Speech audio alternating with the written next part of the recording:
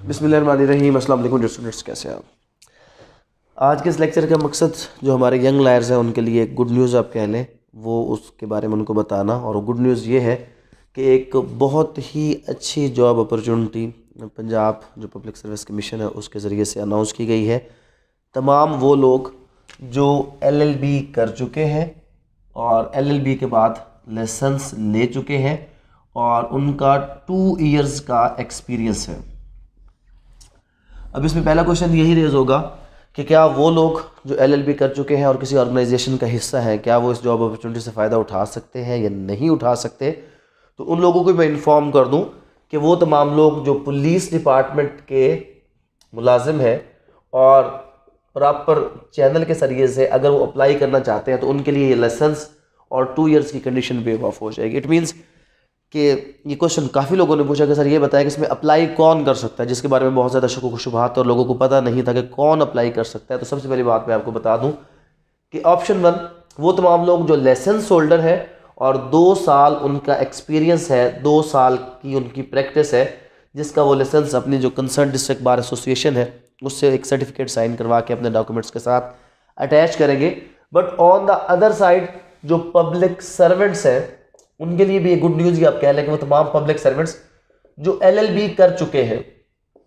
But definitely एक rule आप सब लोगों को पता होगा कि कोई भी सरकारी मुलाजिम या कोई भी ऐसा शख्स जो किसी भी जॉब के अंदर, चाहे वो पब्लिक या प्राइवेट सेक्टर की है, अगर वो जॉब करता है तो वो शख्स किसी भी सूरत लाइसेंस नहीं ले सकता। जब ये कंडीशन आ जाती है कि ओनली लाइसेंस होल्डर, तो फिर इसमें बंदा ये सोचता है कि शायद वो तमाम लोग जो जॉब होल्डर है, क्योंकि वो लाइसेंस होल्डर तो है नहीं, तो वो क्या अप्लाई कर सकते हैं या नहीं। तो उसका जवाब ये है कि बिल्कुल कर सकते हैं। जो सिविल डिपार्टमेंट्स के लोग हैं वो भी कर सकते हैं, लेकिन इस मकसद के लिए उनको अपने डिपार्टमेंट से NOC लेना होगी। तो वो तमाम लोग जो बाकी क्राइटेरिया को फुलफिल कर रहे हैं, LLB कर चुके हैं और वो किसी भी गवर्नमेंट जॉब का अगर हिस्सा है, तो वो अपने कंसर्न डिपार्टमेंट के जो एक प्रोसीजर है उसके मुताबिक नो ऑब्जेक्शन सर्टिफिकेट लेने के बाद वो भी अप्लाई कर सकते हैं। मजीद इसके लिए पहले इसकी जो है वो कुछ पोस्ट, नंबर ऑफ पोस्ट उसके हवाले से, तो गुड न्यूज़ मैंने इसलिए कही कि इस बार जो नंबर ऑफ पोस्ट है वो मोर देन इनफ है। 357 पोस्ट है। BPS 16 की 357 पोस्ट है जो कि अनाउंस हुई है पंजाब पब्लिक सर्विस कमीशन के जरिए से। Inspector legal,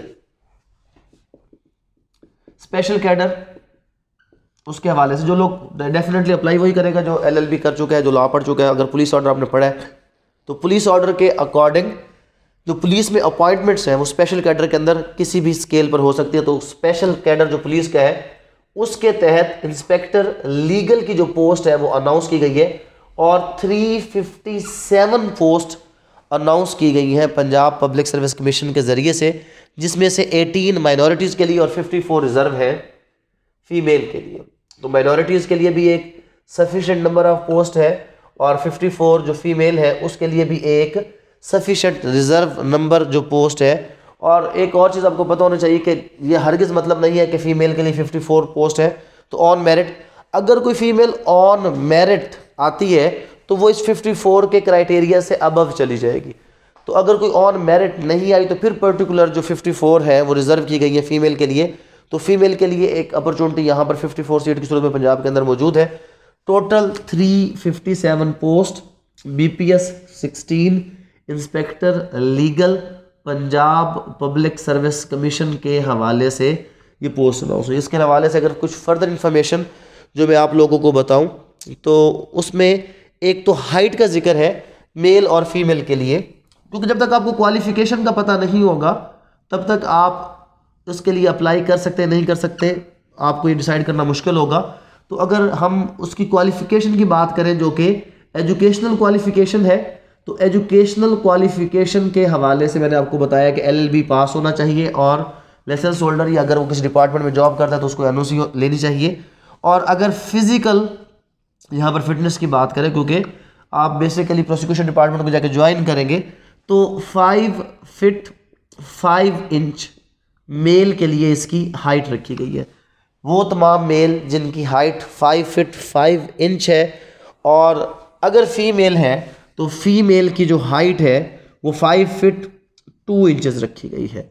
5 feet 2 inch female के लिए, और मेल के लिए जिसकी हाइट है वो 5 फीट 5 इंचेस है। और मेल के लिए चेस्ट की भी एक कंडीशन रखी गई है, और वो 32 से लेकर 33.5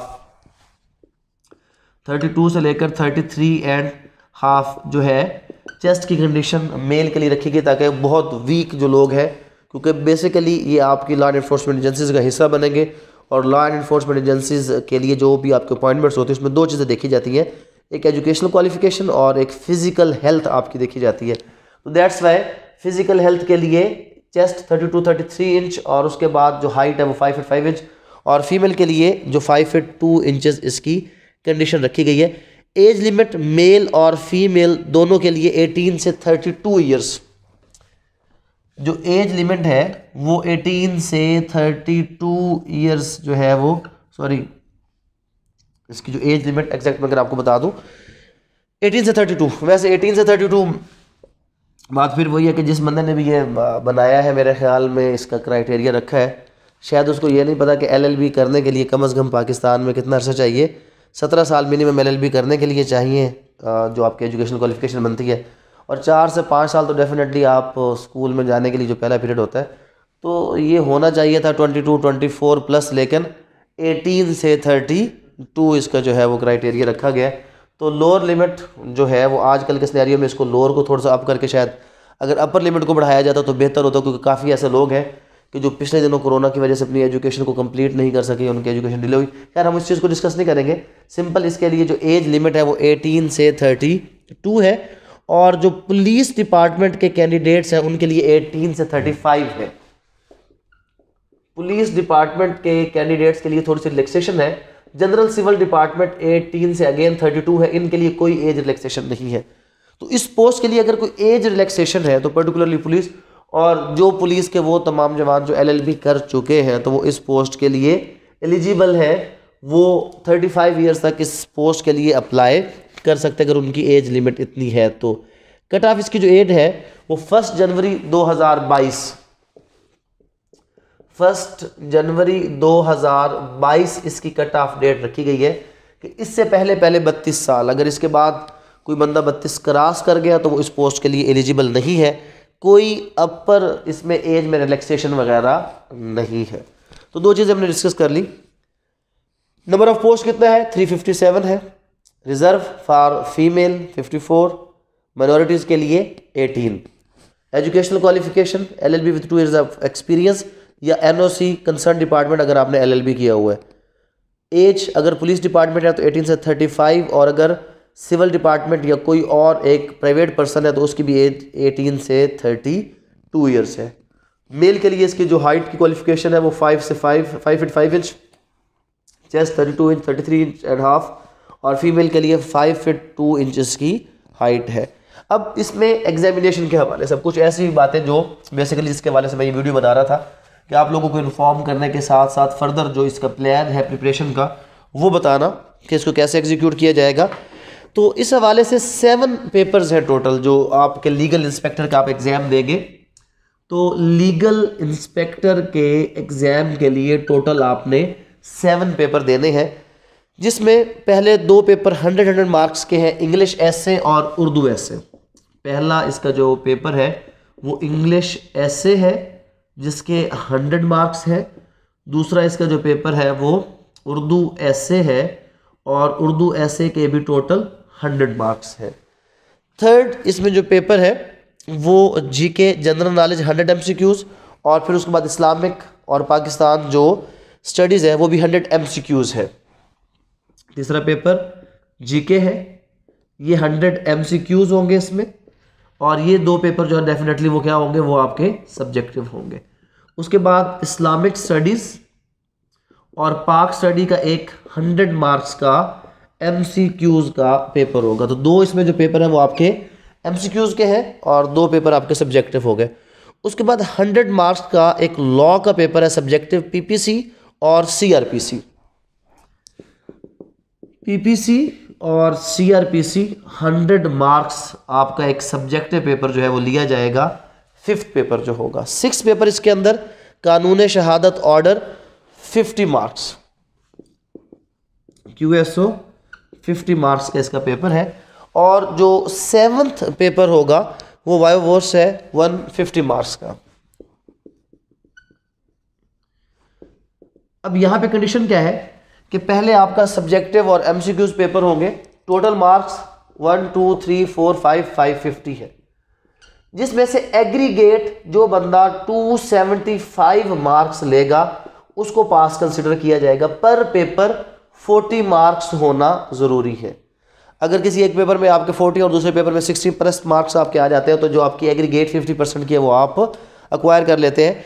तो 50% की एग्रीगेट आपकी होनी चाहिए, लेकिन एक सिंगल पेपर के अंदर जो पासिंग आपकी परसेंटेज है वो 40% है, कि किसी भी सिंगल पेपर में आप 40% लेकर इसको पास कर सकते हैं। तो 40% सिंगल पेपर में, एग्रीगेट आपके 275 मार्क्स यानी कि 50%। और इन द सेम वे जो वाइवा वॉस में जो आपका ओरल उसके होगा, वाइवा होगा, उसमें 75 मार्क्स अगर आप लेंगे तो आप फर्दर एलिजिबल हो जाएंगे अपने फाइनल मेरिट लिस्ट के लिए। तो 7 इसमें पेपर डेफिनेटली जो 7वां पेपर है वो सेकंड मरहले में आएगा। पहले ये आपके पेपर हैं 6 पेपर, लॉ के रिलेटेड पीपीसी और कानून शहादत ऑर्डर है।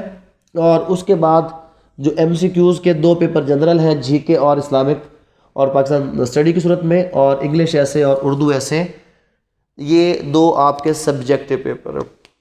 अब बात यह है कि इसका एग्ज़ाम कब तक एक्सपेक्टेड है, कब इसके पेपर होंगे। तो एक छोटी सी एग्जांपल जो रिसेंट पास्ट में हुई, आपको पता होगा कि 31 अक्टूबर लास्ट डेट थी स्टैम्प इंस्पेक्टर के लिए, पंजाब पब्लिक सर्विस कमीशन के ज़रिए से जो पोस्ट अभी आई। और साथ ही क्या किया गया, साथ ही 26 नवंबर, ओनली आफ्टर 26 डेज उसका एग्ज़ाम कंडक्ट किया जा रहा है। आपको पता होगा कि उसकी डेट आ चुकी है। तो यहाँ पर अगर कुछ लोग ये सोच रहे हैं कि अभी अप्लाई करेंगे, फिर देखेंगे, फिर सोचेंगे, फिर तैयारी करेंगे, अप्लाई करने की डेट भी मैं आपको बताता चलूँ कि इसकी जो लास्ट डेट अप्लाई करने की वो 8 दिसंबर है। 8 दिसंबर 2022 इसकी लास्ट डेट है अप्लाई करने की। तो अप्लाई करने के लिए अगर कोई बंदा ये सोचेगा कि मैं अप्लाई करूँगा, जब हो जाएगा उसके बाद फिर जब इसके बारे में एडवर्टाइजमेंट आएगी मैं एग्ज़ाम की तैयारी करूँगा, हरगिज़ पॉसिबल नहीं है। अगर आप इसका पेपर का सिनेरियो देखें तो डिफरेंट फील्ड्स हैं, उर्दू, इंग्लिश, और ओवरऑल जो मेरा रिसेंट एक्सपीरियंस स्टूडेंट्स को लेकर रहा है, पर्टिकुलरली वो तमाम लोग जो इंग्लिश मीडियम स्कूल, और अभी ऑलमोस्ट 95% हमारे इंग्लिश मीडियम स्कूल्स हैं, इंग्लिश मीडियम स्कूल्स के पढ़े हुए जो मैक्सिमम बच्चे हैं, उर्दू ऐसे बहुत ज़्यादा लोग इसमें फेल होते हैं क्योंकि उनको हो, हूँ, है, इन चीज़ों का पता ही नहीं होता और समझ नहीं होता है कि जो हम सुन रहे हैं वो हम लिख भी लेंगे। लास्ट पेपर्स का अगर आप पासिंग परसेंटेज निकालें तो जो लॉ के पेपर थे उसमें ज़्यादा लोग पास हुए होंगे और उर्दू और इंग्लिश ऐसे में मैक्सिमम लोग फेल हुए होंगे। तो इस हवाले से इंशाल्लाह 1 दिसंबर से हम अपनी जो क्लासेस हैं उनका आगाज़ कर रहे हैं बाकायदा तरीके से, क्योंकि यहाँ पर ये सोचना कि बहुत ज़्यादा टाइम है ये गलत है। मार्जिन 1 महीने का भी हो सकता है, 2 महीने का भी हो सकता है, 3 महीने का भी हो सकता है। अब वो तमाम लोग कि जो हमारे पास लॉ के हवाले से आते हैं उनको मैं हमेशा एक छोटी सी बात कहता हूँ कि जब आप LLB कर चुके हैं और आपकी age is less than 30 years तो आपने एटलीस्ट एक काम करना है, और वो काम क्या करना है आपने कि 1 time CPC, CRPC, QSO, PPC आपने इसको थॉरोली पढ़ लेना है, क्योंकि मैक्सिमम जो पेपर्स आएंगे वो इसी के ऊपर बेस करते होंगे। तो वो तमाम लोग जो हमारे साथ काफ़ी अर्से से इस हवाले से तैयारी कर रहे थे एक जनरल स्टडी के तौर पे, वो अब सब लोग बहुत कंफर्टेबल होंगे क्योंकि वो PPC, CRPC, QSO ये 2 पेपर्स वो अच्छे तरीके से तैयार कर चुके हैं और इन 2 पेपर्स का इम्पैक्ट बाकी तमाम पेपर्स के ऊपर काफ़ी ज़्यादा होगा, क्योंकि 40 नंबर आप यहाँ से ले रहे हैं। अगर आपके ये 2 पेपर अच्छे हो जाते हैं तो आप जो 275 की एक एग्रीगेट है उसको बड़ी जल्दी ऑब्टेन कर लेंगे और आपकी तैयारी। लेकिन जो बाकी लोग हैं वो बजाय इसके कि इसमें टाइम वेस्ट करें या सोचे कि अभी हम इसके बारे में क्या करें या क्या ना करें, तो वो जहन में रखें कि किसी भी शॉर्ट नोटिस के ऊपर इसका जो एग्ज़ाम है वो अनाउंस किया जा सकता है। तो मेंटली वो लोग प्रिपेयर रहें और इस हवाले से जो प्रिपरेशन है उसको जो है वो अपना आगाज़ करें उसका। और जैसे कि मैंने आपको बताया कि 1 दिसंबर से हम इसकी जो प्रॉपर क्लास है वो स्टार्ट करेंगे कि जिसमें ये तमाम के तमाम सब्जेक्ट्स डेली बेस पर पढ़ाए जाएंगे, टेस्ट इसका लिया जाएगा ताकि जो हमारे स्टूडेंट्स हैं वो अच्छे तरीके से तैयार हो सके। और अल्हम्दुलिल्लाह लास्ट जितने भी एग्ज़ाम हैं जिसमें जो AD लीगल के एग्ज़ाम है 70+ बच्चे अब तक हमारे अल्हम्दुलिल्लाह उसमें ऑन मेरिट जो है वो आगे चल रहे हैं, उनका डिस्क्रिप्टिव एग्ज़ाम की तैयारी हो रही है। बाकी वो उस इम्तिहान को पास कर चुके। तरह जो इंस्पेक्टर FPR है 270+ हमारे जो कैंडिडेट्स हैं वो अब डिस्क्रिप्टिव टेस्ट की तैयारी करें, क्योंकि वो ऑलरेडी अपना जो इम्तिहान है उसको पास कर चुके हैं। तो इंशाल्लाह उसके साथ साथ हमारा जो अभी, क्योंकि बेसिकली लॉ के साथ रिलेटेड इसका जो मेजर पोर्शन है जिसके ऊपर आपका रिजल्ट बेस करना है वो लॉ है। और लॉ के अलावा अगर आप लोग जो सिविल जज के एस्पिरेंट्स हैं उनको पता होना चाहिए कि ये तमाम के तमाम सब्जेक्ट्स सिविल जज का हिस्सा है। तो इट मीन्स कि सिविल जज की प्रिपरेशन जो लोग कर रहे हैं उन लोगों के लिए इसकी तैयारी बहुत आसान है। इसलिए हमारे पास लोग ADPP या किसी और सब्जेक्ट के लिए आते हैं तो हम उनको यही मशवरा देते हैं कि आप ADPP या किसी और चीज़ की पर्टिकुलर तैयारी ना करें, आप ओवरऑल तैयारी एक बार कर लें ताकि आप किसी भी एग्ज़ाम के हवाले से मज़ीद जो है आपको एफर्ट्स ज़्यादा ना करनी पड़े। इस हवाले से कोई भी क्वेश्चन हो तो आप लोग जो है वो मुझसे पूछ सकते हैं। पंजाब पब्लिक सर्विस कमीशन की वेबसाइट पर इसके हवाले से एडवर्टाइजमेंट जो है वो मौजूद है। मैं अपने फेसबुक के पेज पर भी शेयर कर देता हूँ और यूट्यूब में भी शेयर कर देता हूँ ताकि लोग जो इसके हवाले से देखना चाहे, इन्फॉर्मेशन लेना चाहे वो ले सकते हैं। Thank you very much. अस्सलाम वालेकुम।